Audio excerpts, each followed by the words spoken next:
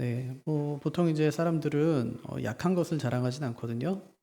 나 몸이 너무 약해, 부럽지, 뭐 이러진 않잖아요. 그러니까 보통 이제 자기한테 좋은 거, 힘세고 막 자랑할 만한 것들 이런 거 자랑하는데, 근데 바울은 약한 것을 자랑하겠다. 그래요.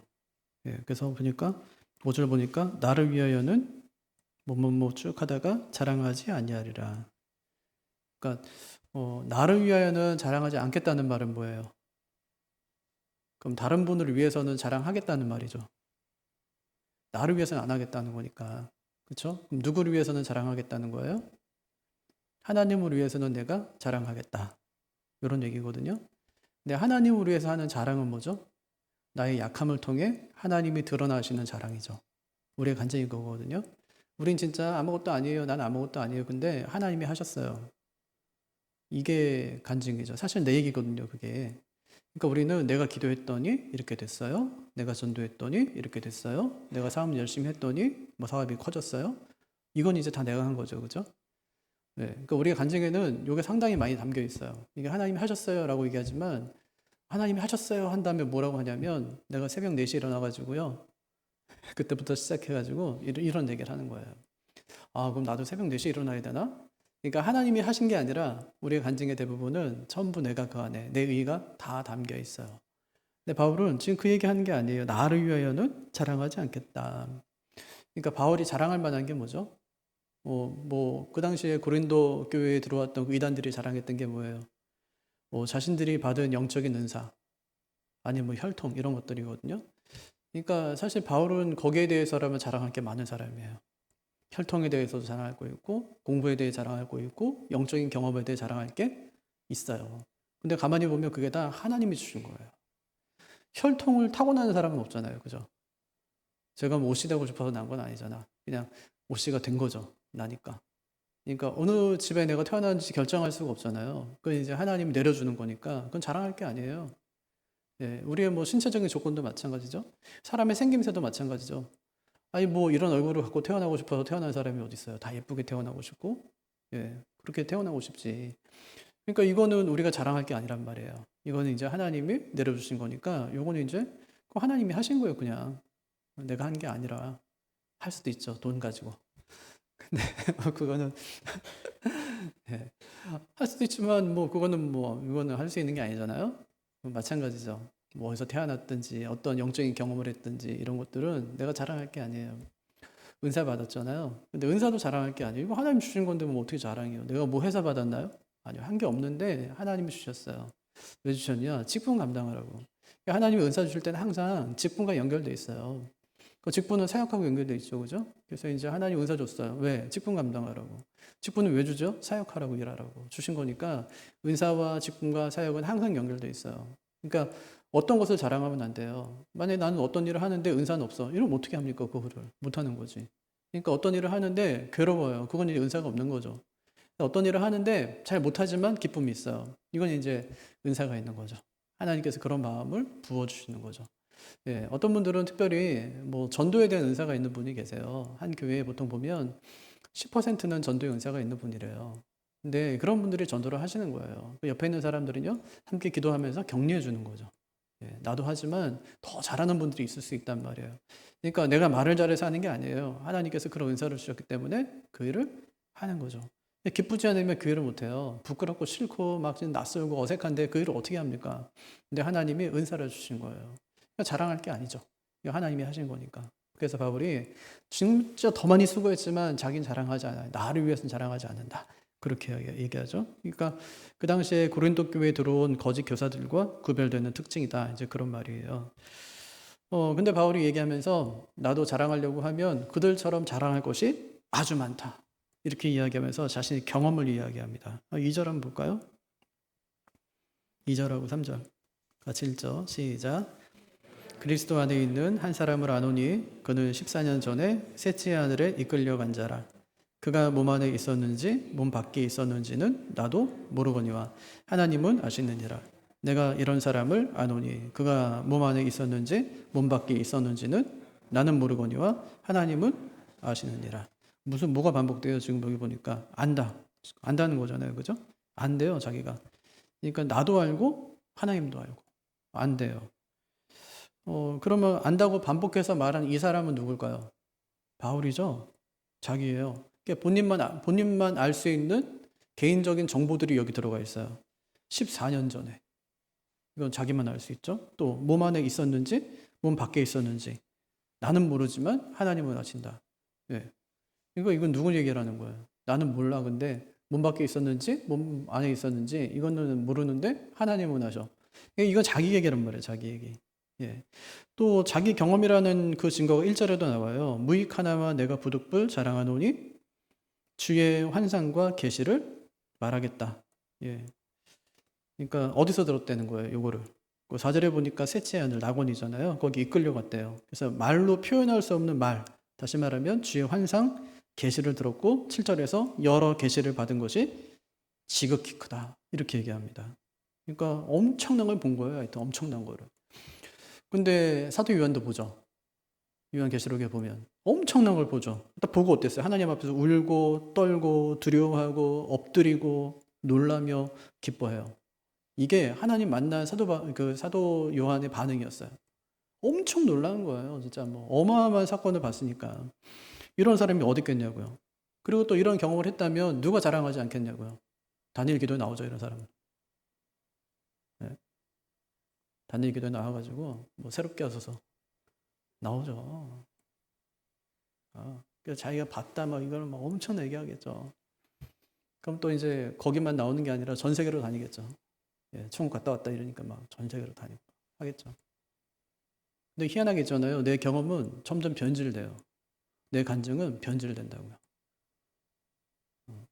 점점 더 부풀려지는 거예요. 근데 바울은 자랑하지 않겠다. 이런 엄청난 경험을 했는데 자랑하지 않겠다. 누구를 위해서는? 나를 위해서는. 그러면서 철저히 3인칭을 사용합니다. 다른 사람의 경험처럼 이야기하는 거예요. 한 사람, 이끌려간 자, 또 이런 사람, 이렇게요. 이런 경험 자체는 자랑할 만하다. 이렇게 이제 이야기하죠. 네.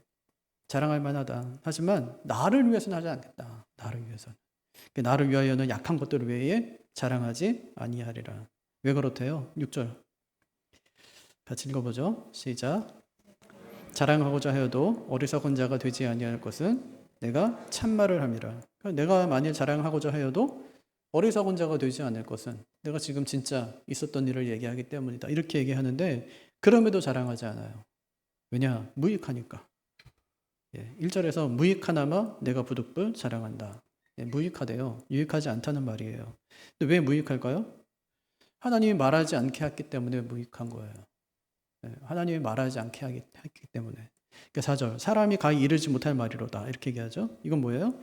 사람이 말해서는 안 되는 것들이라는 말이에요. 그러니까 하나님 말하지 말래요. 그러니까 자랑하지 않는 거예요. 두 번째에서 6절. 그러나 누가 나를 보는 바와 같이 내게 듣는 바에 지나치게 생각할까 두려워하여 그만두노라. 자랑하는 것을 멈추겠다는 말이에요. 왜요? 나를 너무 우러러 볼까 봐. 뭐 이렇게 막 대단하네. 이렇게 볼까 봐. 그럼 안 되잖아요. 그죠? 나를 통해서 하나님 보여야 되는데 그게 아니라 나를 보면 오 대단하네. 이렇게 하면 안 되잖아요. 나를 통해서 내가 따르는 예수님을 바라봐야 되는데 그게 아니라 나를 자꾸 바라보게 되면 그건 안 되잖아요. 그래서 안 하겠다는 거예요. 자랑하지 않겠대요. 거짓 교사들은요. 이런저런 이제 말로 교회에 악을 끼치고 있었던 사람들이었어요. 자기를 늘 바라보게 해요. 자기 손아귀에 다 들어올 수 있게 그렇게 하는 거죠. 그거는 이제 하면 안 돼요. 그래서 바울은 그들을 압도할 만한 경험, 환상, 계시 이런 거 다 가지고 있었지만 그들과는 완전히 다른 방식으로 지금 자랑하고 있는 겁니다. 자랑하지 않겠다고 했지만 사실 부득불 자랑하고 있는 거예요. 그러니까 거짓 교사들은 하나님을 드러내는 것이 아니라 자신들을 드러냈지만 근데 바울은 하나님을 드러내는 방식으로 지금 하나님께서 자신에게 한 일에 대해서 이야기하고 있는 거예요. 네. 자신이 내세울 만한 경험까지도 이야기하면서도 계속 숨기려고 해요. 그러니까 왜 어떻게 그렇게 할 수 있었을까? 그에게는 제어 장치가 있었던 거예요. 제어 장치. 그게 뭐냐면 자신의 약함이에요.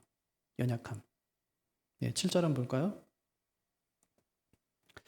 여러 계시를 받은 것이 지극히 크므로 너무 자만하지 않게 하시려고 내 육체의 가시 곧 사탄의 사자를 주셨으니 이는 나를 쳐서 너무 자만하지 않게 하려 하심이라. 뭐가 있었어요? 제어장치 있었는데 그게 육신의 연약함이었어요. 자랑은 뭐예요? 약한데. 자랑이에요. 막 어떤 사람이 돈 자랑했어요. 근데 건강이 안 좋아 돈을 하나도 못 써. 그럼 그게 자랑거리가 돼요? 안 돼요? 신경질 나는 거예요. 그게 자랑거리가 안 되니까 막. 왜냐하면 100원짜리 뭐 하나를 사 먹지를 못해요. 죽도 못 먹어요. 너무 아프니까. 돈은 많아. 그럼 자랑이 하나도 안 돼. 바울은 엄청난 걸 받거든요. 근데 몸이 많이 아파요. 또 주변에 괴롭히는 사람이 너무 많아. 막 탄탄대로가 아닌 거예요. 그러니까 자랑을 못 하겠어. 그게 복이 안 되는 거예요. 네. 사람들이 볼 때 뭐 이렇게 되는 거죠. 그러니까 제어 장치가 있었어요. 그에게는. 네.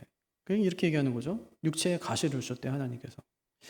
육체의 가시는 두 가지 의미가 있었어요. 하나는 이 육체의 질병, 예, 뭐 안질이 됐든지 아니면 뭐 간질이 됐든지, 예, 육체 질병일 수 있어요. 또 하나는 바울을 괴롭히던 사람일 수 있어요. 여기 보니까 육체의 가시 곧 다시 말하면 사탄의 사자를 주셨다 이렇게 얘기하죠. 사탄의 사자. 요건 인격체거든요. 예, 그래서 요건 남성형이고 안겔로스란 단어인데 가시로 번역된 단어도 70역 성경을 보면 거기에는 이제 가시라는 단어가 3번 나오는데 좀 인격체로 나와요. 이스라엘을 괴롭히는 그 악한 사람들, 그 악한 세력들. 네. 그러니까 바울이 지금 육체의 가시를 받았다는 말은 질병일 수도 있지만 바울을 괴롭히는 수많은 사람들이 바울 주변에 있었다는 의미도 될 수 있다고요. 그래서 하나님께서 이들을 통해서 자기를 계속 쳐요. 바울을. 괴롭히는 거예요. 왜 그랬냐? 깨달았어요. 아, 너무 자만하지 않게 하시려고 하나님께서 그렇게 하셨구나. 그러니까 우리 주변에 우리 몸이 연약하든지 아니면 우리 주변에 나를 괴롭히는 사람이 있든지 내가 너무 내가 잘났는데 예를 들면 너무 잘났는데 막 예? 막 기도하면 응답되고 막 이러면서 막 전도하면 열매가 있고 막 사역하면 막 거기에 막 사람이 따르고 막 이렇게 막 그러면서 엄청난 사역들을 막 하고 있는데 육체의 가시가 있다. 이거는 하나님이 제어 장치로 하나님께서 우리에게 주신 거예요. 그래서 바울이 어떻게 합니까? 이걸 없애달라고 3번이나 기도한다 그러죠. 3번이나. 이것이 내게서 떠나가게 하기 위하여 내가 3번 주께 간구하였더니 돌아온 답변이 뭐예요? 9절 시작. 나에게 이르시기를 내 은혜가 내게 족하도다. 이는 내 능력이 약한 데서 온전하여 짐이라 하신지라. 그러니까 이거는 알아서 고쳐줄게요? 아니면 안 돼 이 말이에요. 안 돼. 네. 근데 바울이 주를 위해서 어떤 수고했냐고요. 이렇게 충성하는 종이 괴로워서 제발 옮겨달라고 간구한 것을 하나님께서 어떻게 이렇게 냉정하게 거절하실 수 있냐. 이제 그런 말이에요. 내 은혜가 내게 족하도다. 이게 무슨 말일까요? 제가 보기를 드릴게요. 한번 둘 중에 하나 골라보세요. 1번. 너희의 요구를 거절해도 나는 지금까지 이미 은혜를 베풀 만큼 충분히 베풀었다. 이게 1번이에요. 지금까지 내가 너에게 은혜를 충분히 베풀었다. 2번. 너의 요구를 거절하는 것이 오히려 지금 내 은혜를 너에게 충분히 베풀어 주는 것이다.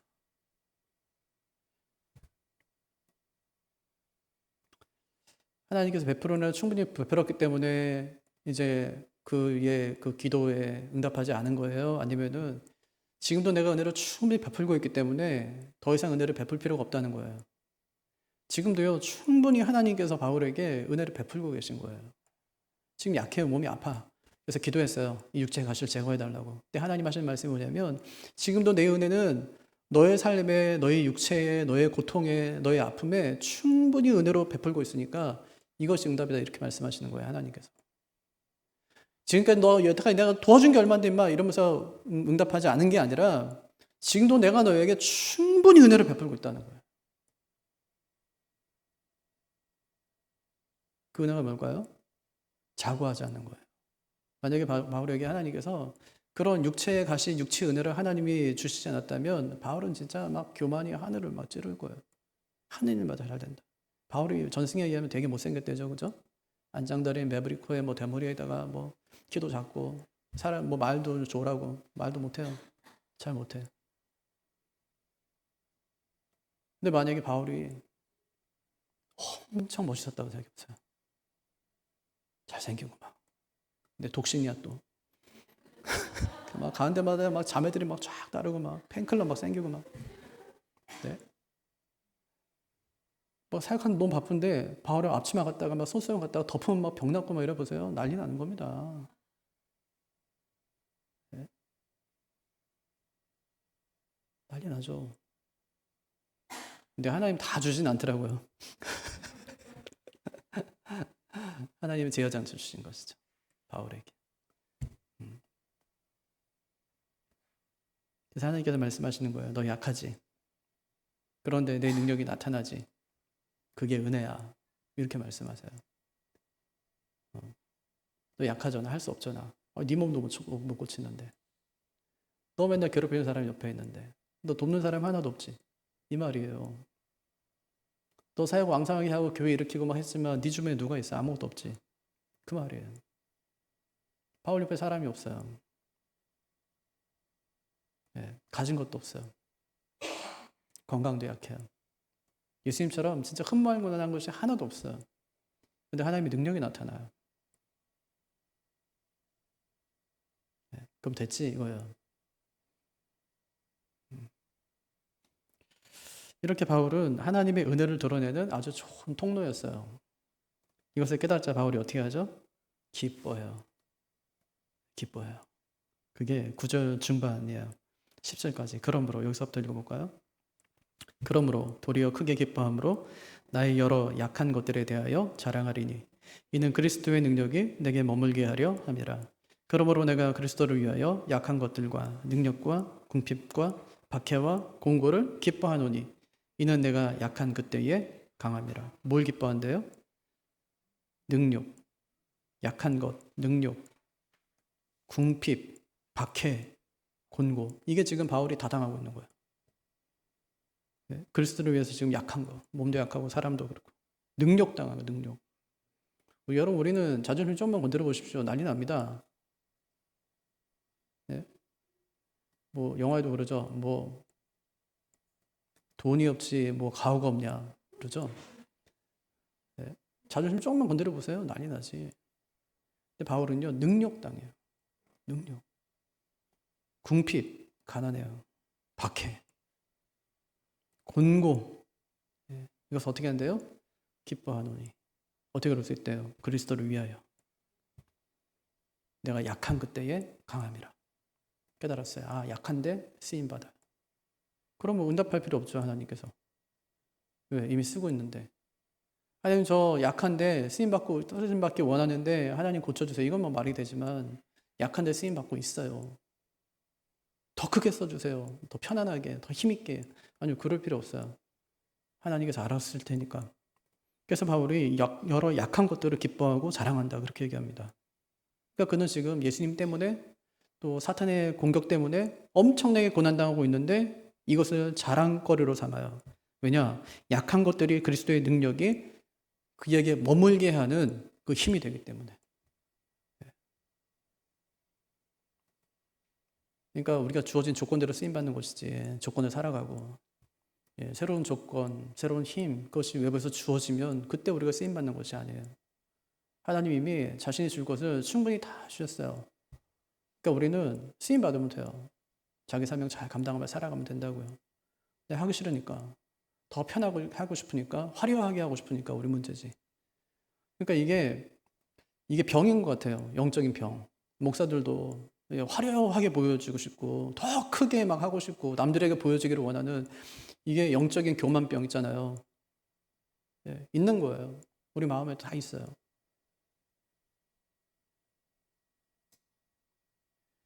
근데 바울은 약한 것들이 그리스도의 능력을 그에게 머물게 한다. 그렇게 얘기합니다. 약한 것들이 그리스도의 능력을 나에게 머물게. 내가 약하기 때문에 그리스도의 능력이 내 안에 머물게 하는 거예요. 연약한 게 있기 때문에 주님 앞에 더 나가게 되는 거예요. 머문다는 말은 거주한다는 뜻이거든요. 거주한다는 말은 구약시대의 성막 생각하시면 돼요. 성전을 생각하시면 돼요. 하나님의 임재가 있는 곳, 거룩한 임재가 있는 곳. 약한 곳에 진짜로 그렇죠. 성막이 진짜 보잘것없는 것 아니에요? 바람 한 번 그냥 쓱 불면은 다 날아가 버릴 거야 아마. 천막이기 때문에 텐트 쳐놓고 있는 건데 사막의 모래바람 세게 불면은 그냥 다 날아가 버리는 거. 연약하잖아요. 근데 그 안에 머물러요. 그럼 무너지질 않아요. 하나님 머무니까. 하나님은 이런 질그릇 같은 우리 안에 능력으로 거주하신다는 말이에요. 연약한 우리 안에 강력한 은혜로 함께 하신다는 말이에요. 그것을 바울이 봤어요. 자신을 통해서. 그러니까 기뻐하지 않을 수가 없어요. 그러니까 그것을 발견하는 순간에 내가 연약한 사람이 아니라는 것을 깨닫게 되는 것이죠. 예수님도 그렇죠? 예수님도 바울처럼 3번 기도해요. 이 자녀를 내게서 옮겨주십시오. 하나님 응답이 뭐예요? 십자가 지라는 거예요. 십자가 능력받고 궁핍함을 경험하고 박해받고 공고당하는 것이 내 은혜가, 내 능력이 네 안에 머무는 비결이다. 이렇게 해요. 예수님께서 그 연약한 것을 받아들여요. 그렇게 했을 때 하나님의 지혜와 능력에 충만한 것이 그리스도 안에 있는 우리에게 풍성하게 머물게 되었다는 것이 에베소 1장 말씀, 빌립보서 2장 말씀이에요. 주님께서 그것을 감당하셨기 때문에 그 능력이 우리 안에 임하게 되었다는 거예요. 이것이 복음의 공식이죠. 우리가 약한 그때 전능하신 그 하나님의 은혜로 우리가 새로운 사람이 될 수 있는 큰 역사가 일어날 수 있다는 말이에요. 그러면 하나님께서 왜 사랑하는 자녀에게 고난을 주실까요? 우리 인생에 하나님 왜 고난을 주실까요? 주인의 특성을 너무 잘 알기 때문에 그래요. 우리의 가장 복되고 선한 길은 하나님께서 우리에게 무언가를 주시는 것이 아니라 우리가 하나님 그분을 구하며 살아가는 거예요. 그분을 섬기며 살아가는 그것이 인생에서 가장 복되고 선한 길이라는 말입니다. 진짜 인생의 파도 앞에서 있잖아요. 어떤 사람은 기대하면서 막 기뻐하며 살아가요. 겹겹이만 몰아치는 인생의 풍랑 앞에서 어떤 성도가 힘들긴 하지만 하나님이 무엇을 이루실지 기대가 된다는 말을 들은 적이 있어요. 진짜 겹겹이 닥치는 고난인데 근데 목사님 하나님께서 어떻게 하실지 뭐 기대는 돼요 이래요.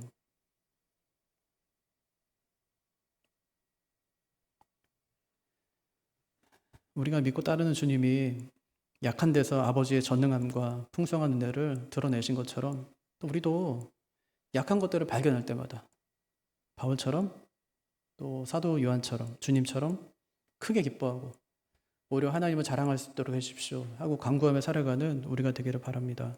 그러면 자기 독자를 내어주기까지 우리를 사랑하신 하나님은 절대로 실수하지 않으세요. 항상 풍족한 은혜와 능력으로 우리 안에 머물러 계세요. 그 하나님들 바라보면서 힘들 때 오히려 더 자랑하고 아플 때 더 자랑하고 일이 좀 안 될 때 더 자랑하고 야 하나님 대단하시네. 이렇게 약한데 이런 약한 나를 쓰신다고 야 진짜 하나님 참 엄청나시네. 네, 그런 은혜가 우리의 삶에 함께 하시기를 주님의 이름으로 축복합니다.